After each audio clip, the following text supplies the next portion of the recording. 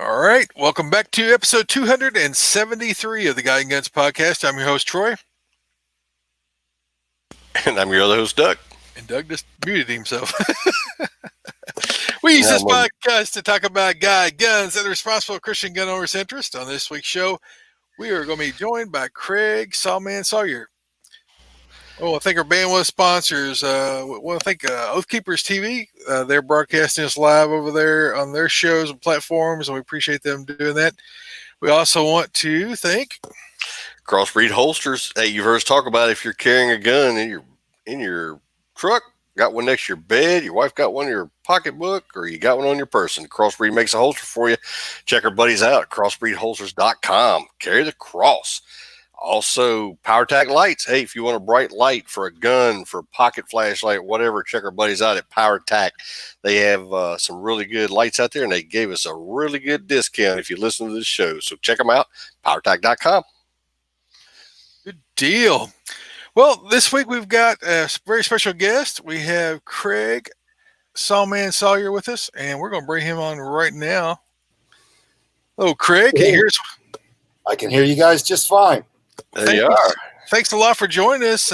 Short notice too, just like 14 hours notice or something beforehand. But hey, sometimes that works better. You know, my schedule gets filled out. I almost was up in northern Arizona, recovering a young girl from child trafficking, and she was recovered earlier today.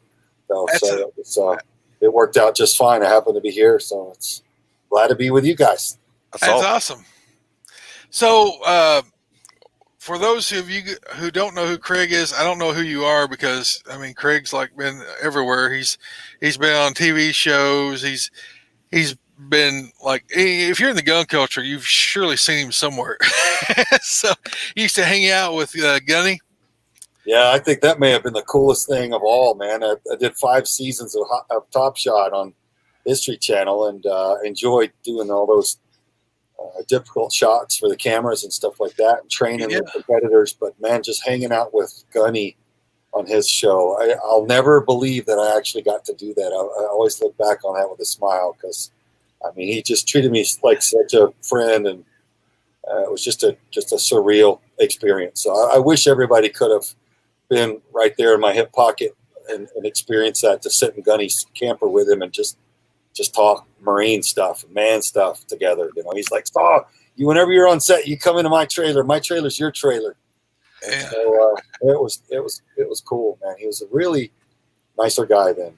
I didn't know what to expect until I met him in person. You know. Yeah, I was honored to be able to meet him on several occasions. NRA show a few times and a SHOT Show.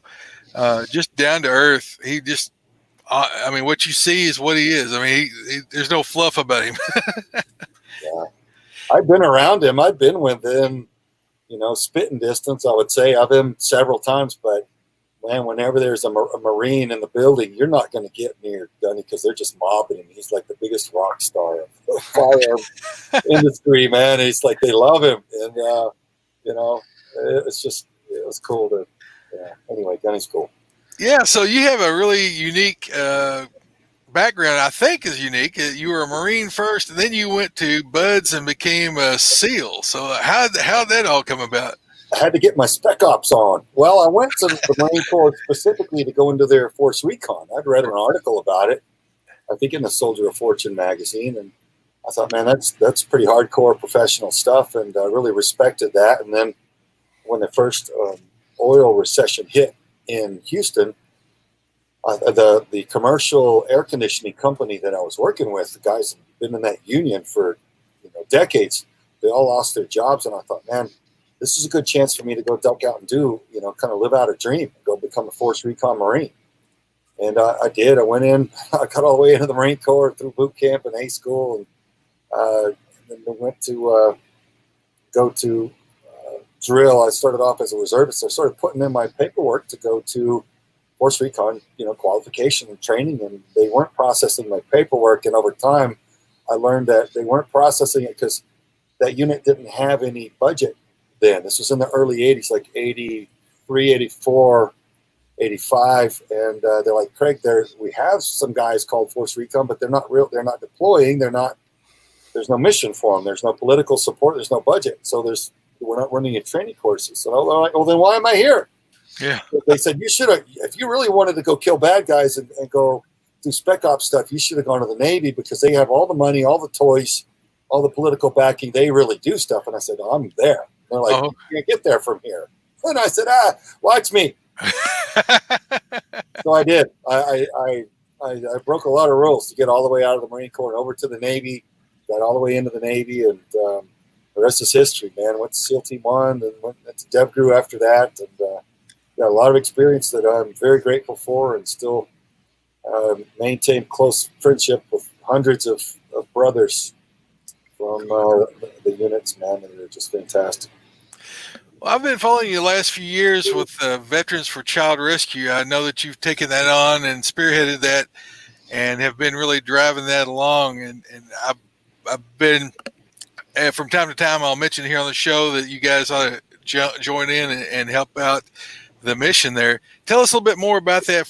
Just flesh that out for us a little bit. What is Veterans for Child Rescue from your perspective? And what is your mission? What is your goal? Well, what I tell executives of these giant corporations that move billions of dollars around, they're like, when I was at DevGru, they said, well, what is it that you're good at? Like, what do you do? They're trying to relate what I do to the corporate world. I'm like, well, I hurt people and I break things.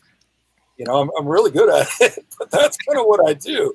And then I realized I could kind of apply that to Veterans for Child Rescue. I'm breaking something. I'm disrupting the enemy's operation.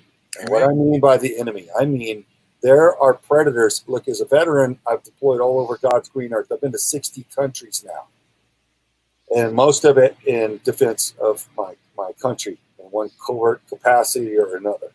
And what I realized when I started learning about child trafficking is that I don't need to deploy around the world to stop bad guys from maybe coming here one day, because the United States is full of bad guys that are hunting our children right now. They're murdering and destroying countless children's lives at an epidemic rate, and it's all being kept very, very secret. And so it broke my heart when I learned about it about 6 years ago. But what really upset me more than just the brutal abuse was the fact that it was being kept from the American public. That's what really ground my gears. I'm like, there's something very, very wrong with that. Yeah. We can't fight what we don't know. So, guys, I founded Veterans for Child Rescue in order to be an alert piece, to ignite 320 million Americans to the threat, to let them know what the threat is of how these predators are hunting our children, what it kind of looks like, and more importantly, what we can do to combat the problem and safeguard our children. So I founded the nonprofit. We've been running joint operations with federal and local law enforcement, arresting child predators. It feels good. Everyone that we arrest feels good for us because on average, they harm the lives of about 70 children. Wow. So every one that we take off the street is an arm-long list of children that won't be abused by them. And so we just keep going. Contraland is out now, our documentary. It's powerful. It's a lot of hard guys telling me they saw it, made me cry. And I'm like, yeah, me too, brother. Yeah. and for all the right reasons.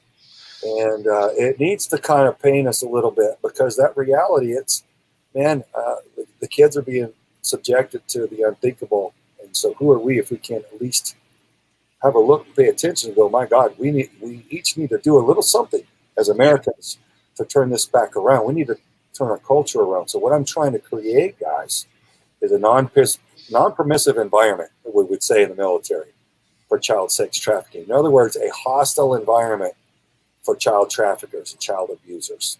I want the United States to be a safe haven for children, a hostile environment for those who torture and murder them and sell them like garbage. It just has to happen. We've got to stop being victims of the cry bullies that tell us that we have to be tolerant of everything under the sun. And no, we don't. We have the responsibility to be intolerant of that which is destructive. And, exactly. And kill us and will destroy our children. Don't tell me I have to be tolerant of something horrible and destructive. Cry bullies out there. Where'd that come from?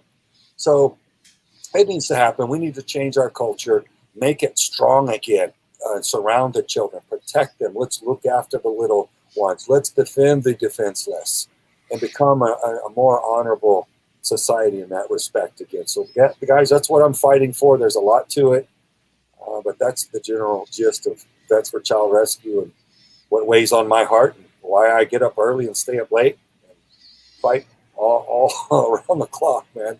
There's no weekends for me anymore. It's go, go, go, and I wouldn't trade it. Wouldn't trade it. Well, I was rewatching. I watched Contraland when you first released it. I know that there was a big delay because of somehow the film got held up in production and by some crooked people and got delayed. And then when it came out, I watched it, and then I just rewatched it again earlier just to make sure I was up to speed on everything.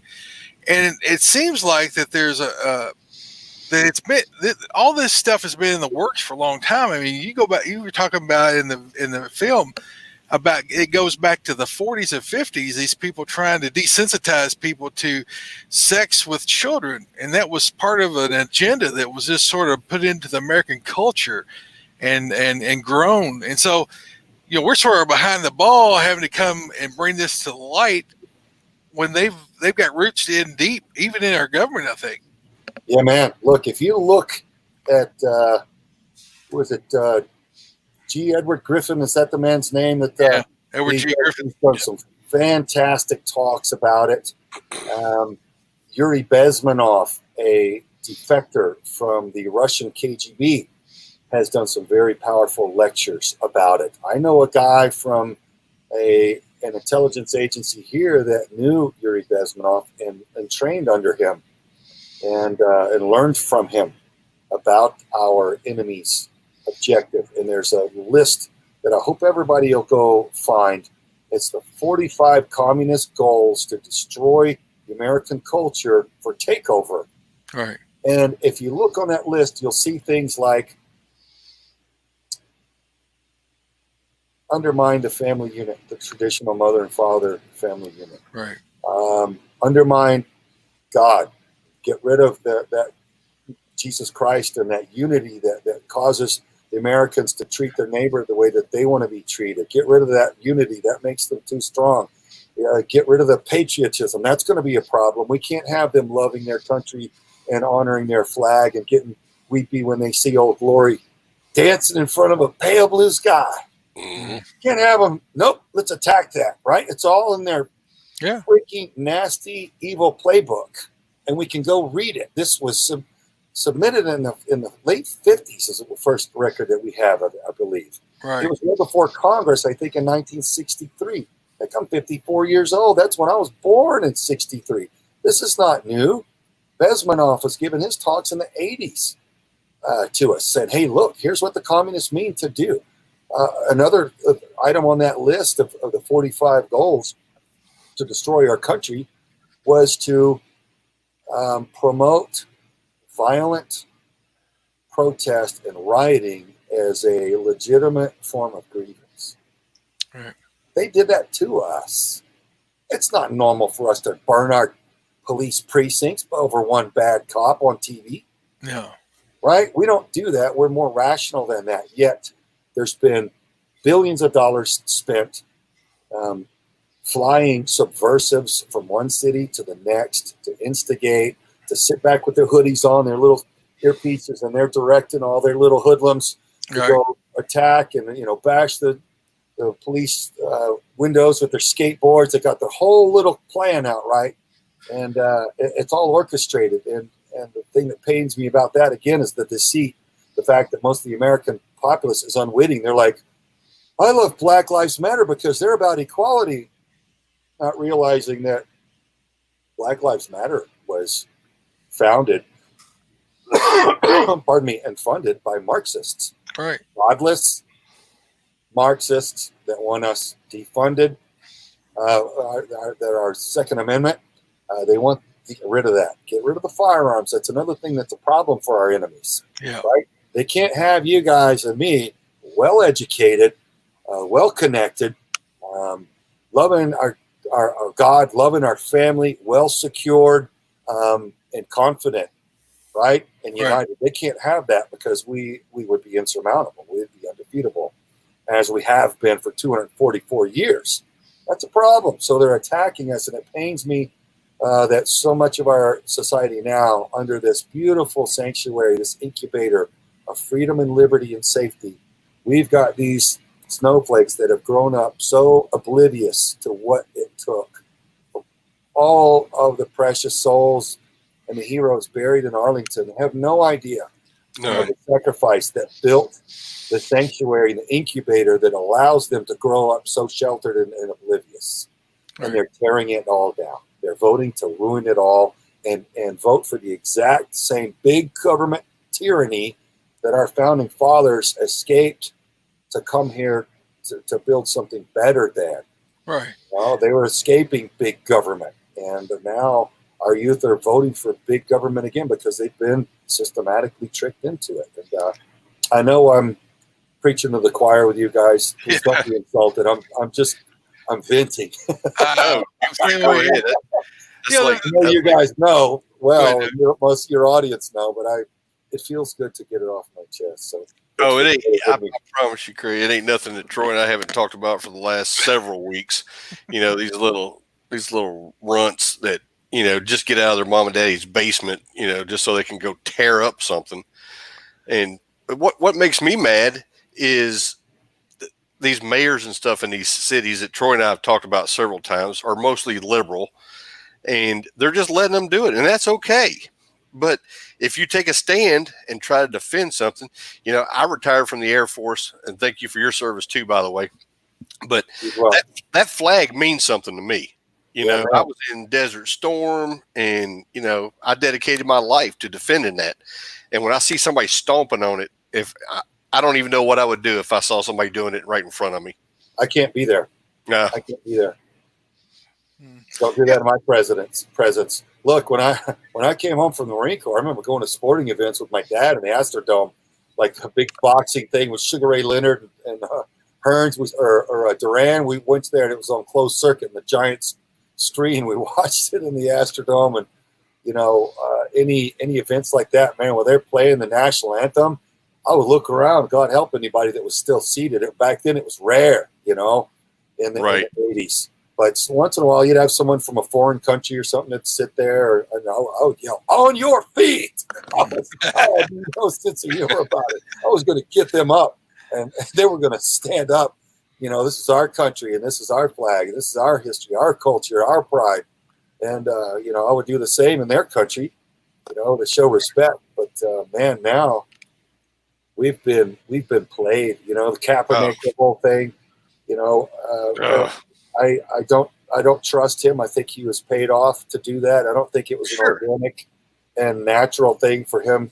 I don't think he cares about inner city violence. I don't think he cares about the occasional bad cop that abused their authority that we all despise. I don't think that's an issue for him at all. I think money and fame are issues for him. And I don't see him in there in the inner cities fighting with the kids and working with police to make better qualification training and standards. I don't see him doing any of that. I see him making hundreds of millions of dollars, shattering our nation and dividing our people. And as far as I'm concerned, unless somebody can dig down and walk me through it and prove differently, I'm convinced he's an operative of the enemies of our nation. And I despise his behavior, and I think that he's been nothing but destructive. I condemn everything he's about, and I want equality. Right. I don't want police brutality. I don't want abuse of authority. And if he really genuinely wanted to fix those things, I believe he would have gone straight at it, and instead of kneeling through a ceremony that's sacred to all of us, and starting a cultural fracture that is absolutely out of the playbook of ideological subversion to cause division and weakness, because divided we fall, and our nation's enemies know that, and it's worth a lot of money to them. So no wonder he's so rich, even though he's not a good football player. Yeah. Right. Well, he was on his way down, declining, and I think he just saw it as a way to get another paycheck. It seemed like through Yep. Nike and these other guys. But the thing that it's just really been bothering me is that these kids are going out there and protesting, and most of them are college age. And I saw it at Trump rally here in Kentucky. They were not old enough to know any history. I mean, the only thing they know is what they've read in textbooks. They don't. I mean, they got maybe a 10-year span of memory where they were actually focused on something, and they're out there protesting and chanting slogans that I saw on posters back in the '60s. It's the same bunch of communists using the same playbook over and over again, but they're calling for the end the police state by bringing in a police state, because if you bring in communism, that's a police state. Everyone's a slave under the communist system. There's totalitarian. They're going to put their boot on your neck, and if you make noise, they're going to put you in a ditch. That's the true police state's the Communist Party. And it just amazes me that they don't have enough intellect to know the difference between the United States form of police, which is locally most of the time, state and local. You bring a federalized police force, you don't want that, because they have no ties, they have no care for the local people because they're not from there. Same thing with like you bring in the UN or bring in the military. You want people from your local police department, local elected officials choosing these people. You don't want to bring in a federalized police force or, Lord forbid, a communist setup. It's just amazing to me how clueless they are about what they're even asking for. Look, they're tearing down statues of abolitionists. Yeah. That's how utterly clueless they are. They're tearing down statues of people like Abraham Lincoln who freed the slaves. Ulysses S. Grant. People are literally, utterly clueless. They're just paid thugs, and I think that they should be treated as such. Well, they're just like you just said. They're paid thugs is what they are, and they're just going out and trying to incite riots on wherever and whoever they can. I take a hard line to it. Look, guys, BLM and Antifa are employing terrorist tactics. I was in Phoenix a couple weekends ago helping a very strong patriot constitutional Senate candidate, Daniel McCarthy. I was supporting him, and he let me speak about what I do with Vets for Child Rescue and so forth. We were in the parking lot of the government building downtown, and it was a ghost town that day. Nobody was down there on a Saturday afternoon. We had a corner of a parking lot. We were gathering there, and several people spoke, and the families were going to barbecue afterwards. So they had their little pop-up tents and their strollers and their baby cribs under their pop-up tents and family atmosphere. And he had some, I won't say which unit, but he had about 30 guys there with long guns as security. He rolled pretty hard. I'm like, wow, that's a lot of security. He goes, we need it. Man, that's crazy. And sure enough, after about 30 minutes, one of the cops came up to us, talked to Daniel and his head of security, and then sure enough, I don't know, 20 minutes later, here comes a BLM Antifa style mob of about 250 rioters. They had masks and hoods and bullhorns and signs, and they were hateful and angry at everything. They were just seething mad, and they came right up to us, blocked the exit of the parking lot where we were in, and just stood there screaming at everybody. And we're looking at each other like, who are these kids? What on earth? They don't know us. They don't know what we stand for, other than we stand for freedom and liberty. That benefits them. I fought for their freedom and liberty. Mm-hmm. So who are they screaming at? They literally have no idea. But they got paid, so they're there. And they were getting in women's faces with bullhorns, screaming all kind of foul rants and just spitting, and it was just bad. It's just bad. Law enforcement sat back and let them. Block the entrance, the exit to the parking lot indefinitely, right in the middle of the street. And I finally asked the chief law enforcement officer in charge there. I walked right up to him. I said, is it your intention that you're allowing them to block all of these families in this parking lot? Because that's what you're obviously sitting here watching happen. Is that your intention?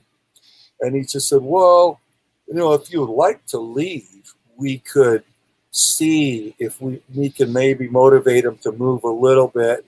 Some of your people could get out. I'm like, oh, like escape or something? I'm sitting there thinking, who are you fooling? And sure enough, the way that they had for us to get out of the park, instead of the front exit where we'd all come in, that should have been kept wide open for public safety, quite honestly, the police didn't. Now I heard that the police department in Phoenix are rancidly corrupt. They've got a horrible reputation, and that's why they sat back hoping that a constitutional patriot candidate was going to get mobbed and maybe killed there in some sort of kill box. Right. That was set up. They just sat back and watched. So they had cop cars, and we were supposed to follow them with our vehicle one at a time through the park, through the pavilion, and down through past park benches and places that only foot traffic is ever supposed to go. We're going through all these things down through culverts and stuff in our vehicles until we get out, a few hundred yards, maybe 500 yards away, onto another street, to another block, so that we could get out of there. And I'm like, why are you making us go out the back like we're running away from these kids? Well, we could kill them right now. Yep. if we decided to, we're not that way. But these Antifa guys were mobbing families, mobbing around them, came right into the parking lot, mobbing around the vehicles. I'm like, oh God, are they going to start slashing tires, breaking windows, keying all the cars? The cops are sitting, hanging back, doing nothing. I'm like, man, if it's jungle rules, law enforcement, if it's going to be jungle rules, just say the word.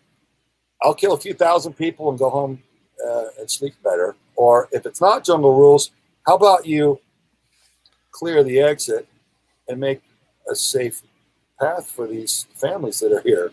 And but it's not jungle rules. It's that the radical Marxist protesters that are violent, they're allowed to do anything they want. Mm-hmm.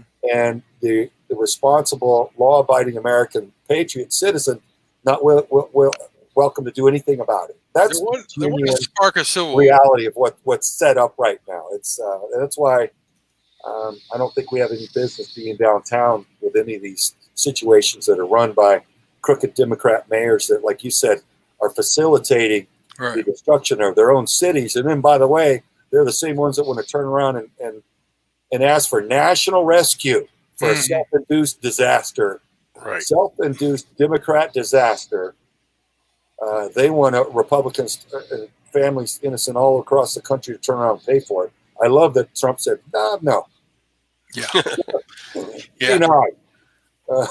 Denied. I mean, they're using their useful idiots. I mean, to put it in the terms of the communists, they're useful idiots to step out there and try to incite a civil war, or at least a military or exchange of fire. So then they can seek to take away the guns and further put the Second Amendment in a grave. That's what their goal is. Their goal is to try to keep on, put it in your face, smacking the bear until the bear reaches out. The bear goes off. Yeah. And then they're going to use that to bring in the UN, civil unrest, military. It's ugly. It is ugly. And you know what? We could stop them so easily in their tracks if only all of the American citizens would pay attention. If they would listen to Yuri Bezmenov's warnings and lectures about ideological subversion, if they would read the 45 goals of the communists to destroy our culture, they would understand what the objective is, right? The goal post of our enemy, and we could keep them from getting there. We could keep from allowing them to turn us against each other. We could keep them from taking us and causing us not to value our patriotism anymore. We could keep them from preventing us to go into church, right? We'd say, no, we're not going to comply with that. Right. We could keep them from doing every single thing that they're doing if only we just would. But too few people know.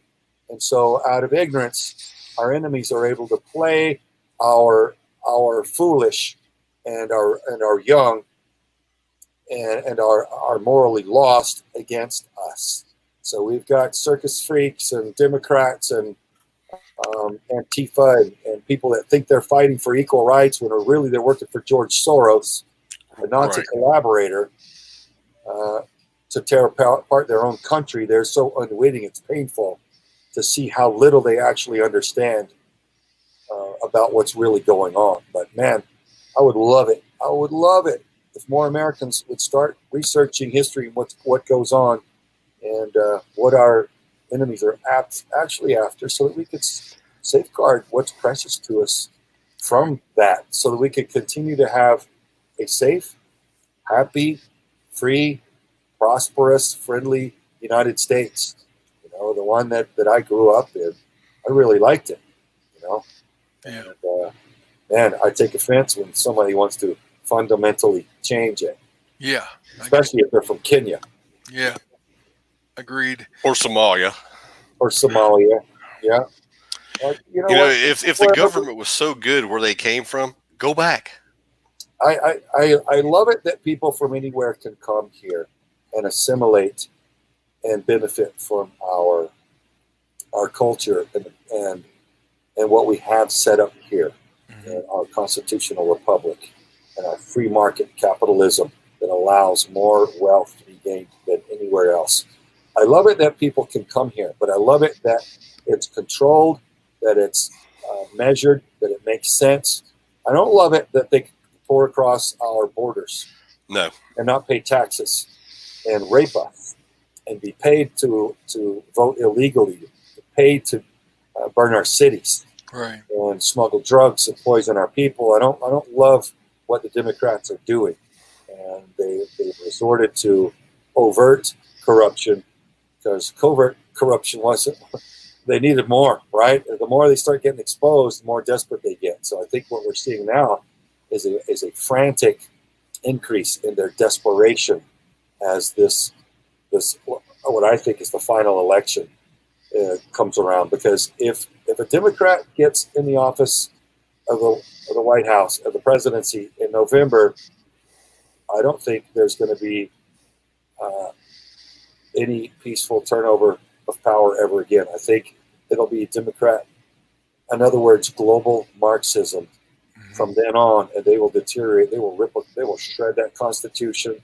We will lose everything that's precious to us in short order. And I think if Americans understood what was waiting for us on the other side, we would make sure, whether we love him or hate him, we would make sure that President Trump gets in there, because he seems to be the only one that's willing to stand up against the cabal and try to drain the swamp. And I love what President Trump has done for our economy and the jobs and the empowerment of women and minorities. He's done a lot of good things that they can't fault him for, so they just say it anyway. They just say he's horrible, racist anyway. Oh yeah. You look at his life; it's obviously he's not. But what I do fault him for, and maybe it's not his fault. Maybe he can't get anyone in that town or in the DOJ to help him. But there needed to be thousands of arrests by now against the cabal members to change the dynamic, and that hasn't happened. And I'm critical of him for that. And I would love to help. I think he just doesn't have anybody that will do it. I think they're all. I think they're all bought. I think every one of them in that DC. You may be right. Yeah, it hasn't been until more recently that I've realized just how far the corruption goes and how weak of character everybody in that town really is. Right, and not just that town. It's just it's sad. They go out and make arrests and they take them down, and Hollywood and all these big money donors and stuff have put so much money into bailing these people out. They spend 5 minutes at the jail and they turn them out and let them go. No problem. Yeah. Well, and some child rapists too. Oh yeah. And they cut them out of jail. They let them out of jail because they're afraid they might get COVID. Yeah. Well, but then they take lawful citizens and threaten to put them in jail if they meet more than 5 people, or you go to church or do something that they rally against, then they're going to throw you in jail and let you sit there for a while they're letting rapists, murderers, child molesters, everybody else out. And they go and do it again. Yeah, don't gather and sing to Jesus Christ. That's gonna cause a catastrophe. But you can go burn your city. You can riot and attack police, and by the thousands. They don't have a problem with that. Well, that's just like New York's mayor the other day, de Blasio, or whatever his name is, Blasey. He came out and said that you couldn't gather more than 6 people unless you were doing a BLM protest, and then it was okay. Look at the war zone that New York City's turned into. That disastrous thug. In the last year, third world trash heap. Look, and just a few years ago.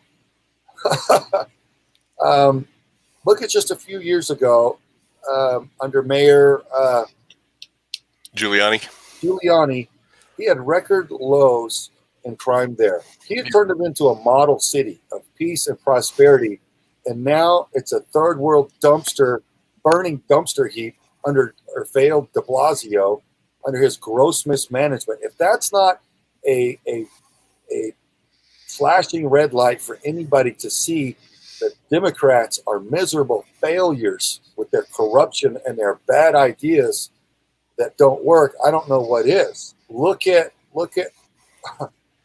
LA. Look at the disaster that LA's turned into with the homeless and the drug needles and the feces in the streets and just abject failure. You can't go to church anymore in California as of yesterday, I think it was. Yep. Right, indefinitely. No church indefinitely. And a guy he comes from a crime family, the governor there. So, in the Democrat-run cities, you've got the worst violence, the worst failure, the worst management, and the biggest problems. And it's humorous to me that they want to point at someone else.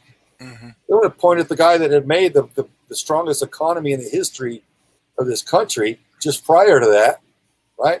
Just prior to all their attacks at the COVID and the collusion and the impeachment and on and on and on. They keep failing. Every time one of their attacks fail, they get more and more desperate and they roll the next one out.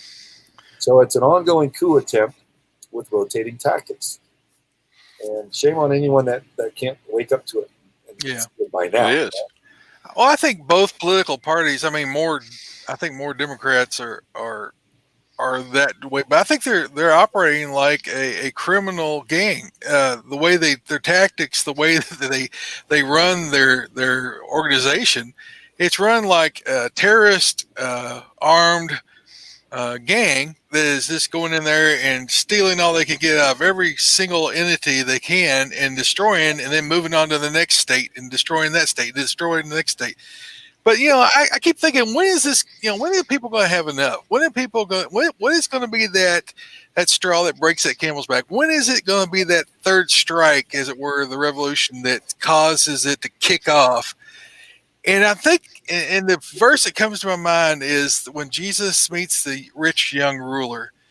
And the Americans right now are the rich young ruler. We have prosperity. We're not hurting bad enough yet. We're willing to walk away from the blessings we're still getting off the nation. So we're going to just keep on going on like we're doing and putting it off and putting it off and putting it off until our hands are tied, we're gagged, and we're put down on our knees, getting ready to go on the chopping block. Because I think the problem we have is that there's still enough money coming in that people aren't feeling the pain of the policies of these politicians. And so they're just keep inflating, giving us money just to keep us going, and then they're going to yank the rug out from underneath of us. It's a very important point that you brought up. At some point, there is a point of no return. There is a point at which you, as a citizenry, are compromised to the degree that you can no longer put up an effective fight to get back out of it. Right. I use the analogy of an example of Nazi Germany with the Jews. it wasn't all at once. They started, wearing them, making them wear the yellow star. They started calling them disparaging names. Started treating them differently. They started giving them different rules than everybody else. And I grew up hearing from my father, sincere pastor and spiritual leader, and all of his friends from all over the world that would come visit. One day there was going to be great persecution against Christians again. And I'm like, man, it just seems like what could they have against people that love their Creator and want to treat other people the way they want to be treated? What's wrong with a bunch of citizens living the way that Jesus lived? He was a peaceful, loving dude. And so what, in my little boy mind at the time, I'm like, well, who could have problems with Christians that just we're supposed to be like Jesus? And what's so horrible about that? Well, if you're evil, the light is a problem. You're a vampire, right? Sunlight's not such a great thing. Right. They don't like what's good. But I was driving at something. It was going to be really important. You were talking about something I said is a really good point. The rich young ruler, or the prosperity that we're going to get. Yeah. Okay. So back to Nazi Germany. Yeah. There's a point at which you can no longer fight your way back out of it. So once they're marching you on to a train, yeah, understand we're just taking you to a camp. It's just going to be safe, and you just need to. If you're to that point, it's way too late. Yeah, it's way too late. You need to fight when you're at your strongest, when you still have your arms, when you still have your communications, when you still have your networking. And right now, we're seeing that they're starting to take that down. They're starting to go against ham radio operators. Right. Folks, there is no excuse. There is no reason why a good person would want Americans not to be able to communicate. Right? Under adverse conditions. So anybody that's going after ham radio operators, in my personal opinion, I don't represent anybody with this but myself, I feel like that person should be arrested right there. Because that's a hostile, unforgivable, and inexcusable and irrational approach. But anyway, they want to take all that, load you onto a cattle car and take you somewhere. You know what happens next. You get off, you're at the death camp. And they pull you inside. The walls are mounted with machine guns, and you're not. And it's done. Whatever they do to you then is not up to you. So we've got to fight before that. So I would say, rather than having to worry about all of those kinds of things that come when a big totalitarian Marxist style government gets absolute control of the people like that, let's think about right now, what will it take to ensure that a guy that loves the people and the Constitution, let's make sure that he gets in there.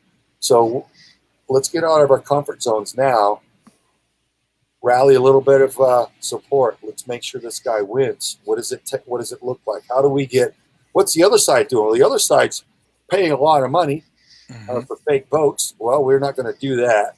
But we can counter that somehow. It seems like we should be able to counter that. They're busing meth addicts and crack addicts and illegals to the polling stations and the voting stations. We don't do that. The Republicans don't bus people like that don't even know what they're voting for. Too busy working. So we need to get out of our comfort zone now. Yep. Before we are fighting for something from a much more desperate position, because I think if they steal this vote, we know that they're capable of moving 20, 30 million votes through corruption and through Google manipulation online and these kinds of things. Google brags that they can swap 15 million votes just with their algorithms and how they change the search results and things like that. So if we don't think that we've got a problem, we'd be fooling ourselves. So I think we would need to really assert ourselves and get aggressive and active in the political process and promote our candidate and make sure he gets in there, because then I think second term, he may be able to drain the swamp a lot better. And if he does, life gets really good for all Americans. If he doesn't, heck, I may run for president because all I would want to do is Got my vote. flip over the money changers tables and start cleansing this country of evil because That's man, what I'm nobody else talking. seems to have the backbone to do it.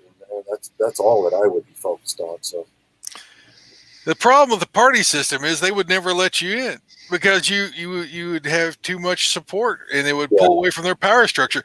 That's the whole problem with the two-party system is you got one gang, it's just almost as bad as the other one, and they just trade hands back and forth the whole time, taking away our freedoms, taking away our liberty, taking away. Yeah. Well, probably 2/3 of the Republicans now are rhinos. They're already Democrats.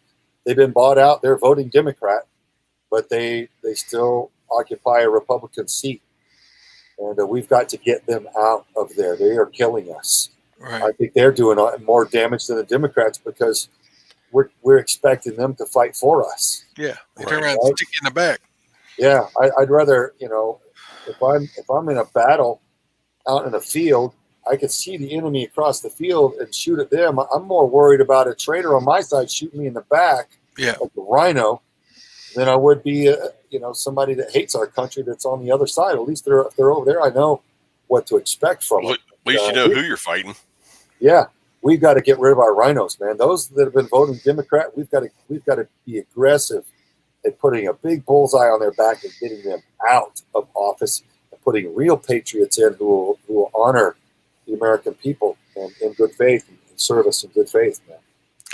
Well, I've heard you speak lots of times on your live feeds and lots of interviews. I heard you on John B. Wells a couple weeks back, or you were on there not too long ago. And you know what the problem is. We're in a spiritual battle. I mean, at the end of the day, the beginning of the day, all through the day, it's a spiritual battle we're dealing with. And so, as Alexei de Tocqueville said, America is good because the people are good.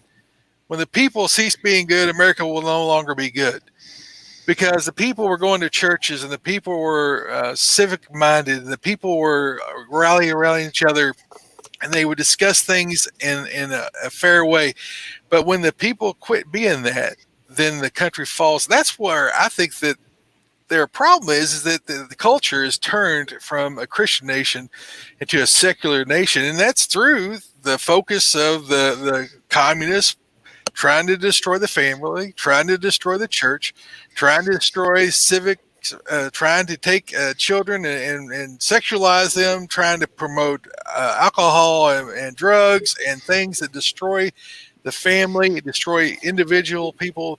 And so we're up against really the devil and his children. John 8:44, they're his children. Their father is a father of lies, and they are just like him. And so when we are battling these people, we have to understand that we need to go to it not just with our logic, but with our understanding of the scriptures, that this is a spiritual battle and you have to fight with spiritual weapons. And the word of God is your sword. And so you need to know the word of God when you go out into the discussions and go out and battle in these races. You're going to have to use the word of God to be able to lay waste to the stupid arguments they bring up. We need some Christian men and women to walk away from those big paying jobs and that hard work and go into civics just for a season to get our country turned around. But I just don't know that we've got people that are willing to do it. I just don't know. Well, yeah. You know what I'm saying? It's going to take people if you don't fight the battle now, your children, your grandchildren and great grandchildren will be underneath this horrible tyranny that's coming, this big wave of tyranny. It may not, and we might push us back another 4 years, but it's going to come back again because they're not going to give up. They've never given up. And so we're going to have to go to battle in a way that defeats this once and for all. And if we don't, then our children are going to suffer for it, and our grandchildren. Yeah, yeah, it is spiritual. The info war is to change the culture. Right. The culture is the target.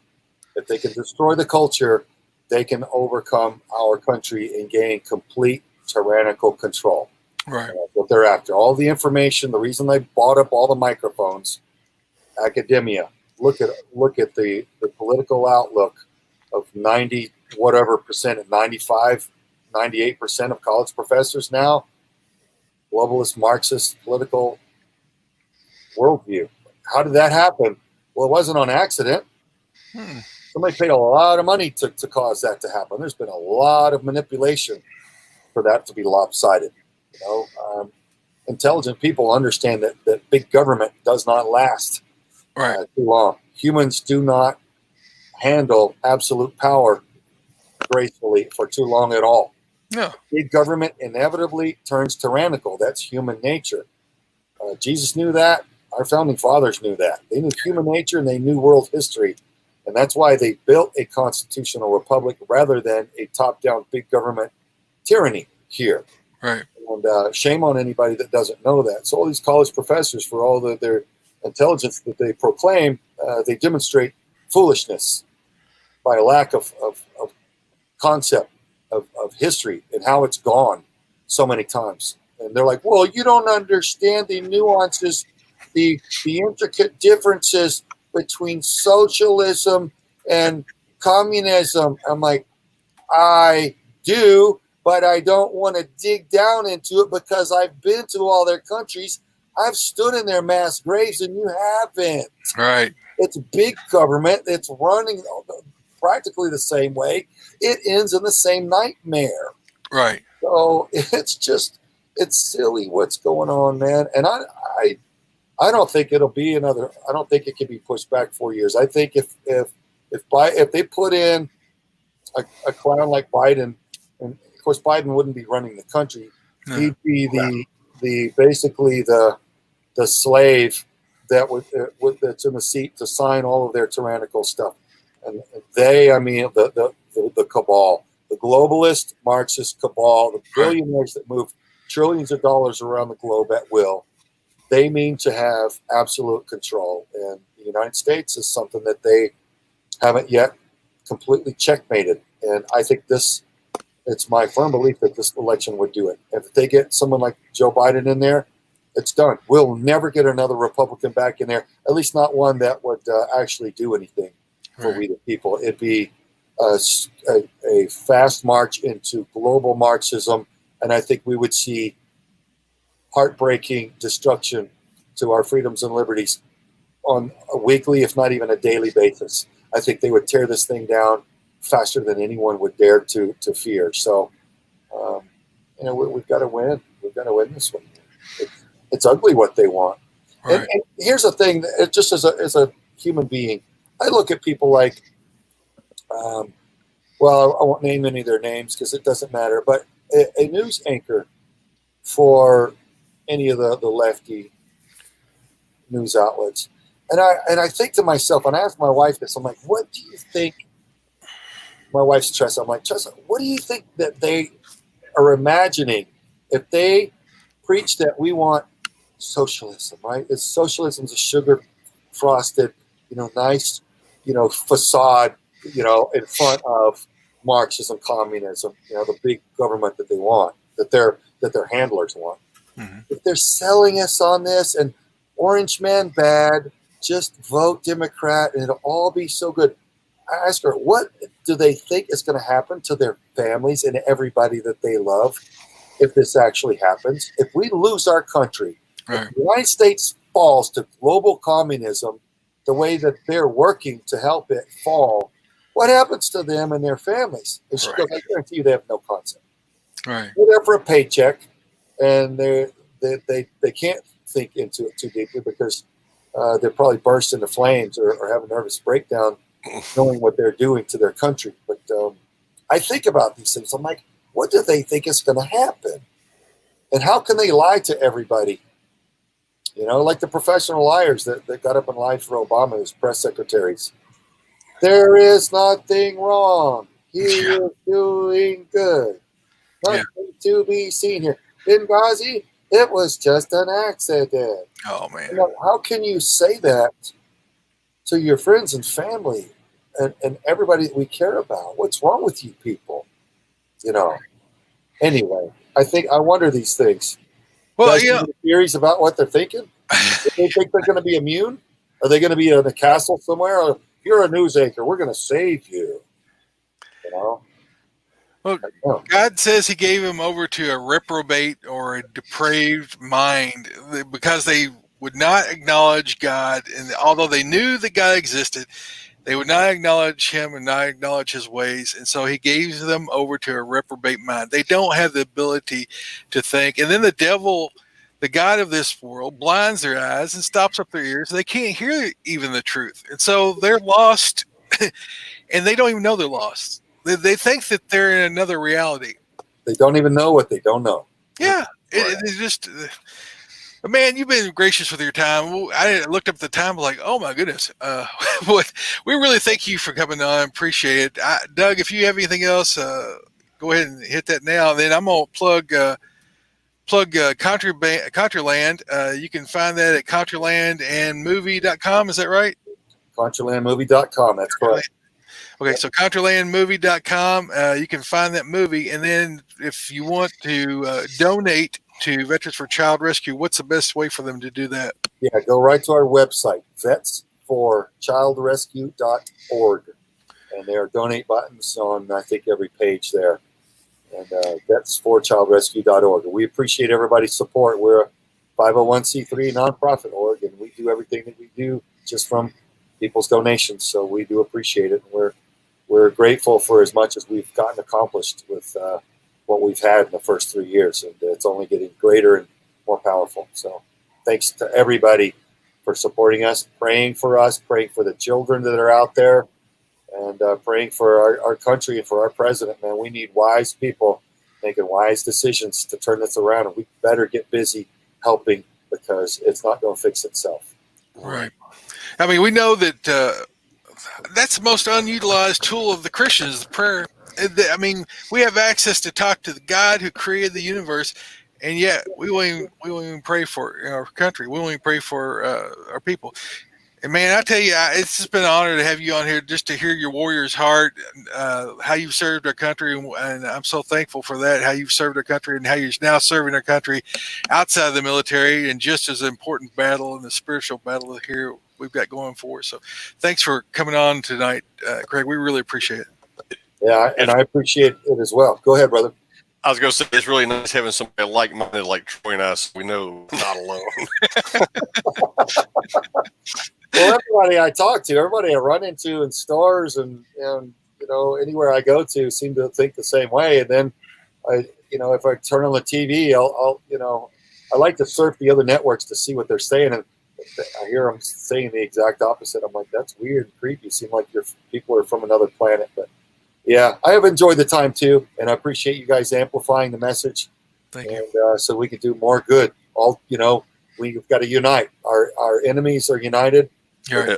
Criminals are united. So let's, for crying out loud, let's Americans unite and turn this ship around and save what we've got of a fantastic country. God bless. Absolutely. Thanks a lot, Craig. We appreciate you, Craig. Have a good night. You guys too. All right. Wow, that was great. We really appreciate him spending that much time with us. It was just an amazing amount of time. I looked up and I was like, 50-something minutes. I know. I just looked. I was like, what are you talking about? I thought we just started talking. I didn't realize we had been talking that long. Oh, man. I really appreciate him giving us that much time. That's just crazy. But you guys, please go over and check out and watch the movie Contraland. It will tell you a whole lot about the battle that Craig's in. You'll see the actions that they're taking. Again, that's contralandmovie.com.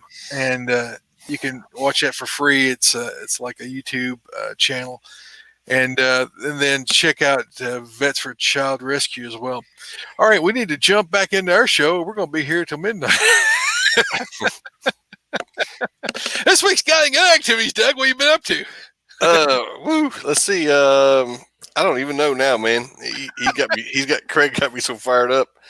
Of course, I've been doing my Sportsman's Daily Devotional every day, so I've been doing that. The gun side, everyday carry. I've had that every day, and I carry my Glock around with me, and then I take Puff goes where I go anymore. So I think he would be the great equalizer if needed. This past Friday night, hey, you heard me talk about last Thursday. I was going to head down to Savannah to see if we couldn't kill a few pigs, and we did. We got down there and we whacked 4, and we had a good time. We saw several more, couldn't get shots at them, but we had a good time. And I tell you, I know they're not a sponsor for us, and they don't do anything for us. But anytime I find something cool, I like to share it. So these those spy point cameras that we have that we've been using, to watch feeders and this and that.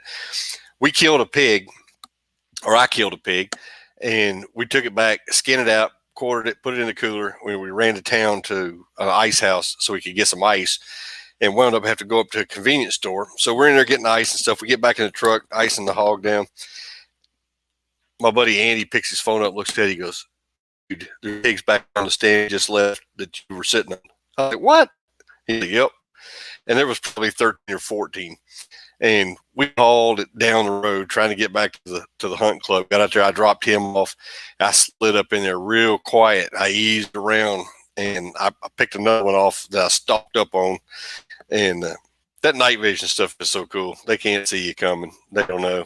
I had the wind, play the wind right. It works. But those cameras are awesome if you've never tried one. Hey, if you need them for home security, if you got somebody that's mess around on your property, Troy, that's slipping in on you or something, you want to put one of those stealth spy cams out.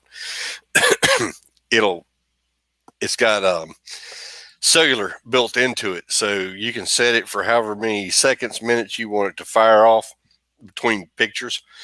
But when somebody walks in front of it, man, it sends it right to your phone, and you got them. And if they see your camera over there and they want to try to take your camera, hey, you get a picture of doing that too. So it goes right to your phone. They don't know if they pull the cards or whatever, but hey, they just work, man. So cool. It worked out well. I got some good video with the ATN X site this time, and we had a good trip, man. I'll be finishing up cleaning some hogs here. I keep them iced down for several days before I clean them, but I'll probably start cleaning them tomorrow night, get them knocked out. Cool beans. What you been up to? Well, so much I can't remember. I know. Daily Bible reading. We've been doing the daily prayer morning. I don't know what you call it, Steve. You're over there.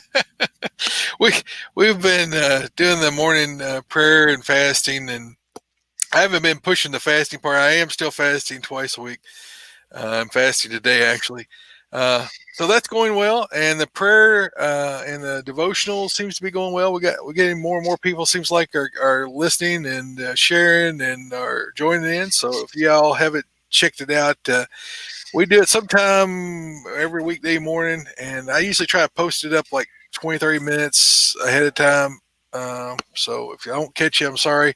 I just try to hit it different times of the day so I catch different people. Or because I've got something going on in the morning, I have to come in later, or I got something going on earlier, so I got to come in earlier or whatever. So there's no real set time, but it's been going well. Then didn't go to church this last Sunday because Gunner had been sick and had a fever. We weren't for sure till we got the results back, so we didn't want to go to church having the possibility of having COVID. But everything came back clear, and all those prayers were answered, so that was good. EDC, been carrying gun. I've been carrying my little AR pistol around with me everywhere. Been working around here on the farm, doing some stuff, taking care of my parents and some of their problems. Just here, there, and everywhere. Seems like I just stay busy from morning, noon, and night. Got 3 of the kids out working now, and 1 still left at home. So our world's always like crazy house. You know how that is, though, Doug. 100%. Audrey asked the other day, "You know anybody that's got triplets?" I said, "Yeah, Doug." She said, "Uncle Doug?" I said, "Yeah." She said, "I need to meet them." I said they had their hands full for quite a few years there. Probably still do. Still do. But no, just spent some time with the family. Been working around the house, working on projects here. Got a bull today from a neighbor who loaned me. I was going to buy one. He said, "I'll just use mine. I'm not using him till December anyway." because he wants his calves to calve in I think September, because it works out for him to plant beans and corn and all that stuff and harvest, and it works out better. So I got a bull to use for the next a used bull to use for the next 3 months or so. Get her heifers bred, and so I went and picked him up and took him over. I did a live feed from the vet this afternoon. Took him over there, got him checked out, made sure he had a good semen count. And I'm sorry, bull, if I'd known what they was going to do to you, I wouldn't have taken you there. I'm just, I wouldn't have done it. That's all I'm going to say about that. But I had no idea that was what's going to happen. It's a whole lot different than what it was when I was a teenager. It's just wrong. Okay, we're going to leave it at that. All right, so I'm trying to get that range up and going. I need to have a place to train better, to do at least a 270-degree field of fire. And so my goal is, if it doesn't rain tomorrow, to mow and then get the dozer out and fix that spot I've got up, and go set up some targets this weekend and blast some steel and paper. So that's my gun side. I've did get in some more gun reloading components. I got in some gun parts. I'm still working on this little 19 project. That's a Suarez top slide and a Lone Wolf lower with a RMR on it. I got to send the RMR off to get it fixed from Trigicon. But that's one I'm fixing up for. I think I'm going to carry that appendix and get me an appendix holster, because it fits down there now that I've lost this weight with all that fasting. I can wear appendix, and it's fairly comfortable. I'm getting more comfortable each week, so we'll see how that goes. Concealed carry, packing the Glock 30S and the Crossbreed Super Tuck. Got the Surefire XC1 light. I think I'm going to upgrade. They've got the XC. They've got a new one now. It's got two lights on it. I think it shoots out like 600 lumens, the same footprint as this one. So I think I'm going to try to upgrade to that. I don't know if you can pick one or both lights or how that works, but I was watching T-Rex. Well, what's that boy's name? Ethan? Not Ethan. What is his name? The boy with T-Rex arms that makes holsters and stuff. He was doing a review on lights, and I thought, man, that looks pretty cool. So that was what I'm carrying tonight. What are you packing? Usual suspect, Glock 19. Nothing special other than I have the student of the gun night vision sights on it. They're suppressor height, and they are bright, so they work really good. And I didn't bring Puff out with me tonight. Puff's in there chilling. Puff's taking the night off. Yep. Protecting the homestead, huh? He's protecting the homestead. You got a joke for us. I do got a joke. And sticking with the last few weeks, Chris, I'm sorry. They got another blonde joke. She ain't been blonde for a while, Doug. You ain't got to worry. She'll go back. Maybe these have helped her, so she'll stay away. So the doctor was examining a young blonde model who was having tremendous pain in her side. "My dear, you have acute appendicitis," the doctor said. The woman became quite angry and said, "Don't be hitting on me, doctor. I just want to be examined, not complimented." That could be a lawsuit right there now. I'm just telling you. She got acute appendicitis. Sorry. Yeah, that works for me. See. Hey, let's all right in our header. Dumb joke. Lame jokes of the week. Lame jokes. That's it. All right, so Bible verse this week. We're going to pop it up here where you guys can read it along with us. Coming from Luke 17, temptation to sin versus, where is my, I've got like 16 windows, guys, and I am trying to switch back and forth through. Okay, I found it.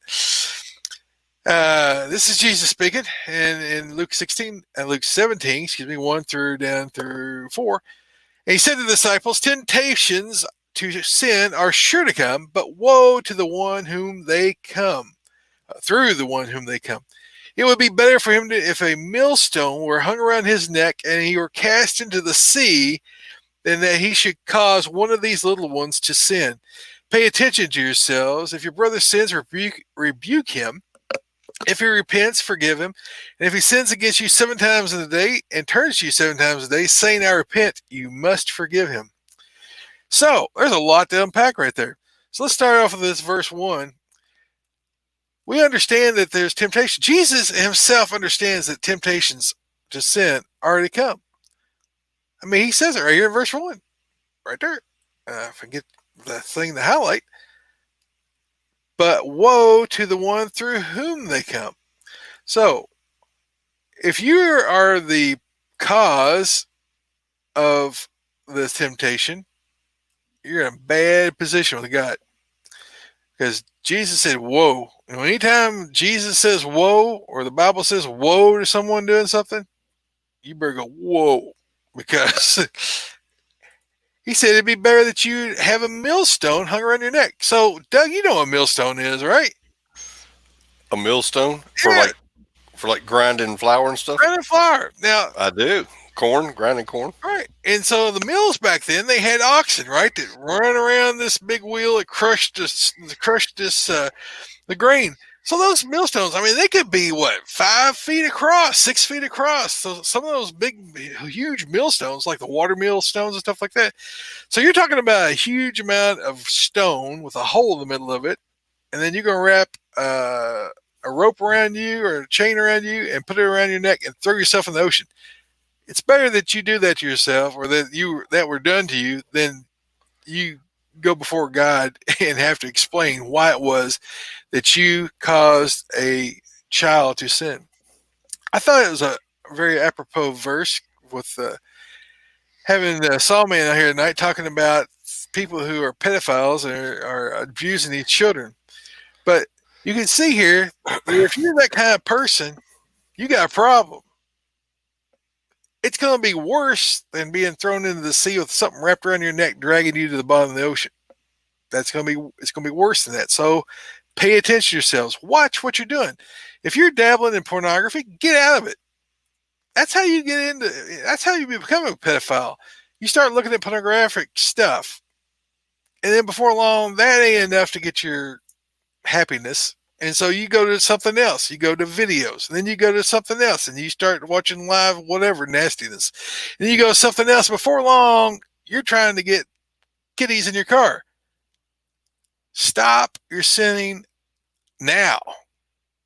Turn back. Because I saw statistics on the amount of people who are in like the Baptist church or in different churches that look at pornography once a week. And it includes pastors. And I'm not saying all pastors. I'm not saying it's your pastor. I'm saying that there are pastors out there that are looking at pornography. And if you're doing that, then you're going to lead yourself down that path. If you watch this Contraland film, you'll see that there's like just normal guys or people that you think, well, that guy could live right next to me. I wouldn't know the difference. And he acts like he ain't got, he doesn't act like he's a nut. He doesn't act like some kind of sleaze. He doesn't act like he's wearing a trench coat, walking around, sneaking around, chasing children. Because he started out with pornography, or he was abused, or something in his life was messed up. And instead of turning to God, he turned and went the other way to the devil, right? He kept on doing more sin. So it says here, pay attention to yourselves. It didn't say pay attention to your neighbor, although you should, sort of watch out for your neighbor. This is pay attention to yourself. Watch yourself for sin. If everybody watched their own self for their sin and asked God to reveal it to them and confess their sin and ask forgiveness for their sin, we wouldn't have problems. So make sure that you're first confessing your own sin before you go looking at other people. Then, second, if your brother sins, you rebuke him. What does rebuking mean, Doug? Put the law down on him. Tell him he's doing bad. Right. You bring up the Bible verse that says, dude, this is not okay. Right here in the Bible, it says you don't do this. If you do this, it's wrong. It's sin. Not to the point that you run him off, but that you say, you need to ask forgiveness. You need to stop what you're doing and turn back to God. You don't need to continue on in your sin. You need to stop this. It takes a good, strong brother to tell you when you're doing something wrong. And you should. Not that you go around chasing around telling them they're wrong all the time, but when you see something that is sin, that's like saying to your friend, go ahead and get in that car, and you know there's a rattlesnake under the seat. You see the sin, you saw the rattlesnake, but you don't tell him go get in the car. And you tell him about the rattlesnake. If you see sin in someone's life, you need to say, hey, man, I want to talk to you. And I love you as a brother, but I see this happening. And can you explain what's going on here? And then you come with Bible verses. I know, and, everybody sins. Let's get that out front. I sin, Doug sins. I've sinned in the past. Everybody sins except for Jesus, right? When you see a brother in sin, if you don't love them enough to tell them that you see their sin, that they need to stop, I think you're accountable for that. I've seen verses, that sort of lend to that credibility. If you know that there's something wrong in your brother and you let the devil have him because you aren't willing to confront him about his sin, are you really his brother? You really love that guy? You really love that girl? You really love that other believer that you're going to allow them to continue on their sin? I don't know if you love them or not, if you let them continue on their sin. And there's, we got grace, man. He can do that, and then he can get forgiven. Sin will destroy you. Sin will send you to hell. Sin will destroy your family, your friend's family, your brother's family. Sin will destroy all that. If you don't nip it in the bud, as I used to say, if you don't nip that sin in the bud, if you don't hate sin, if you don't find it offensive, if you don't find it like a viper ready to strike you, Doug, what do you think about vipers ready to strike you? You know what I'm going to do to them. You're going to clobber them, right? You're going to shoot them. You're going to chop their head off. The same thing with me. You got to hate sin as much as Doug hates snakes. You got to hate them with a purple passion. And you got to do that because it will kill you. It can destroy you. It can destroy your family. If you bust up your family over some stupid sin because you weren't willing to give up that sin, it could affect your children. Your children could be affected. Your grandchildren can be affected by your sin. Hate sin. Turn against it. But if he asks you forgive him, here in verse 4, so if you tell your brother to stop sinning, and yet he sins against you, but he comes back and says, please forgive me, you got to keep forgiving him. And you say, well, 7 times, man, that's a lot. Jesus said 70 times 7. A number so big, that we're not even going to debate. It's as often as he asks for forgiveness. And why is that? Because if you withhold forgiveness, it eats you up. It don't eat him up. He's asked for forgiveness. He's on, gone, done with it. But if you're still holding a grudge about it, it's going to eat at you. It's going to destroy your life. It's going to wear you out. It's going to make you bitter. Forgive people because they failed. Just like you've been forgiven, just like Jesus has forgiven your sins over and over and over and over and over again, and my sins over and over and over again, you have to be willing to forgive. You have to be willing to let go of all these things you have think that you have the ability to get upset about. When we die to ourselves and we're raised with Christ, when people offend us, they're offending Christ. They're not offending you. You done died. You're dead. You're risen in Christ. So just as Christ forgave you, you forgive them. You don't own the right to hold that bitterness against a person. You don't own that. If they've come to you and they've asked forgiveness, dude, you got to act like it never happened. Right? That's what Jesus said. Ain't my words. Don't get mad at me. I'm just telling you. Jesus said it, and that's good enough for me. All right. So, Doug, anything you want to plug in on this? Nope. You covered it pretty good on that one. Good to go.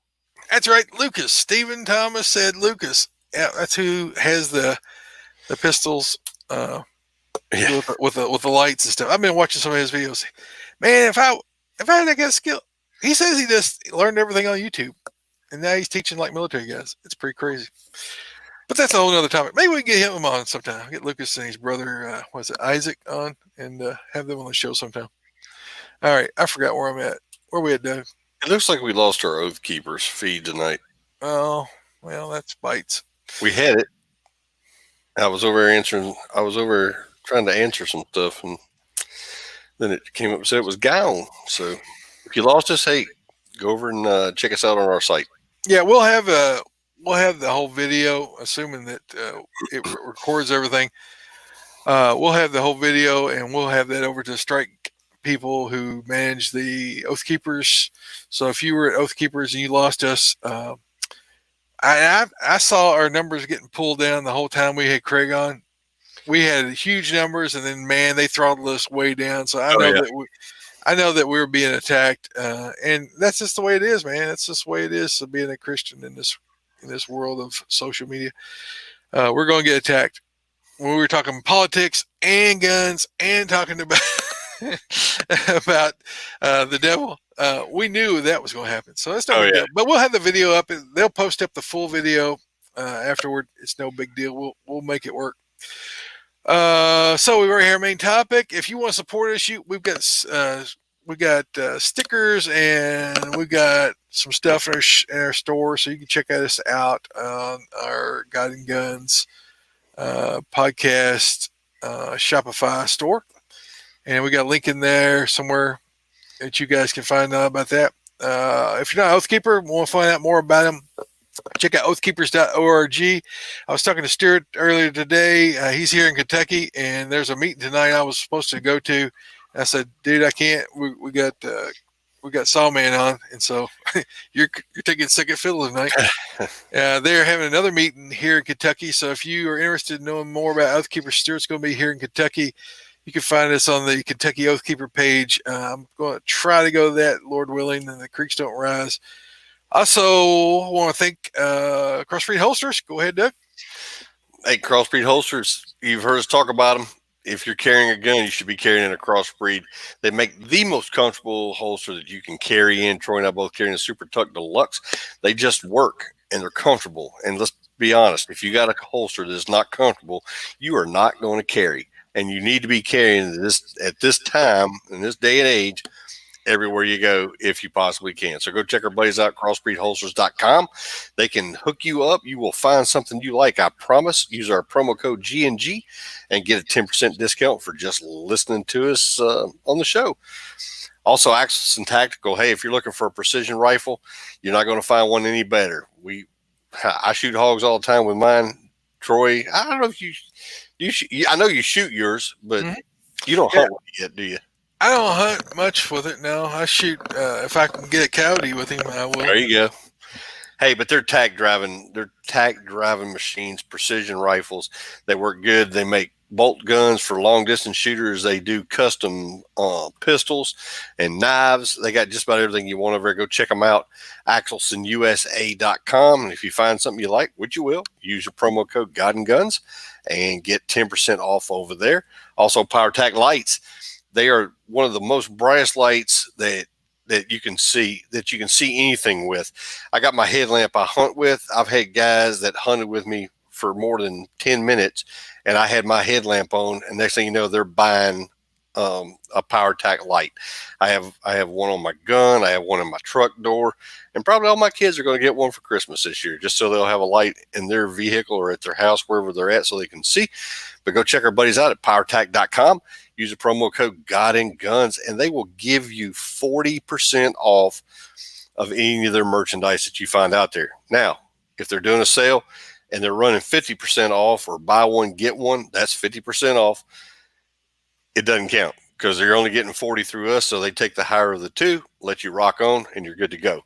But otherwise, go out, anything that you like, find them and use that promo code God and Guns and get your 40%. Also, Palmetto State Armory. If you're looking for pieces, parts, the kind of different guns here and there that Palmetto State offers up, they have a lot of good stuff. Subscribe to their daily specials that they have out there. They send you get on their email list, and they will let you know the things they got when they get ammo in stock. They'll let you know about that. And I don't know about you, Troy, but have you looked at the price of ammo lately? It's crazy. Oh, it's ridiculous. I went to Academy the other day at lunch just to look around for a second. And when I walked in, The gun counter was almost empty. There was no ammunition on the shelves other than, some off the wall rounds that they have. And of course, they got steel shot for shotguns for duck hunters, which it ain't even duck season, but they got plenty of that right now. Better get it while you can. Get it while you can. Get it while you can. But there's a lot of places, even my local gun store here that I go to that I like. I went in there the other day and they didn't have hardly any guns on the shelves. I mean, people are buying them up like crazy. Get ready for that Civil War, man. Yep. But hey, if you need something, Palmetto State's got your back and they will hook you up. Just follow our link, use our affiliate link, and they will show us a little love back in return for everything that you buy. So go check them out, PalmettoStateArmy.com. You got arms. It's another week for us. What we got? I do got one. So this one comes to us from Oklahoma City. A pregnant woman in Oklahoma City defended herself and her unborn child after shooting an intruder in her apartment, police say. On Friday, July the 3rd, a woman heard a knock at her door and looked out and saw a man standing at her apartment entrance. She told the police she didn't recognize the man and she didn't answer the door. Later, the woman left her apartment to take her dog for a walk. When she returned, the stranger returned too and tried to force her inside. The woman retrieved a gun and fired at the intruder, wounding him in the shoulder. Police arrived on the scene after and took the suspect into custody. The pregnant woman was uninjured in the encounter, and that came from News 9, Oklahoma City, Oklahoma. Cool. It's always good when the good person ends the bad person. Yeah. I found this one. It didn't end in a chalk line, unfortunately, but hey, they got him. Yep. Well, yeah. Good person with the gun stops a bad person with the gun. Every time. Well, not every time, but most of the time. We're going to wrap this puppy up. You got anything else, Doug, before I start into the final countdown? I'm good, man. Thank you guys for joining us tonight. We appreciate Craig Sawman Sawyer coming on and letting us know all about his organizations and the film. And you guys support him if you would. We're wrapping this puppy up for the night. Send your feedback to Troy at GuidingGunsPodcast.com or Doug at GuidingGunsPodcast.com.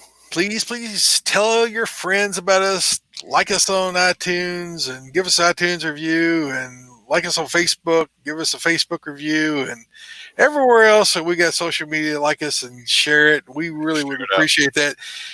You can find us at Facebook.com/Guiding Guns Podcast. You can subscribe to us on YouTube. Click on that little subscribe button. Click on that little notification button so you'll know when we're doing something live. Also, you can find us over on Twitter, but I don't do a lot over on Twitter now because Twitter really bites. And then you can find us on Instagram and MeWe and Parler.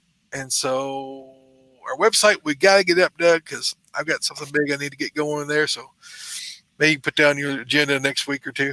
Yep. Until next time, Doug, have a blessed week. Keep your guns close, but keep your Bible closer. So I see it's still showing that Oathkeepers TV is still live. So hopefully it's still over there, or came back or whatever. But hopefully it is, because I was over there and it had a big error saying this video feed could not be retrieved or something. Okay. Well, hopefully it just was a blip and it's back up and going or still going. So thank you guys for joining us, and we'll talk to you all later. Adios. Later, guys.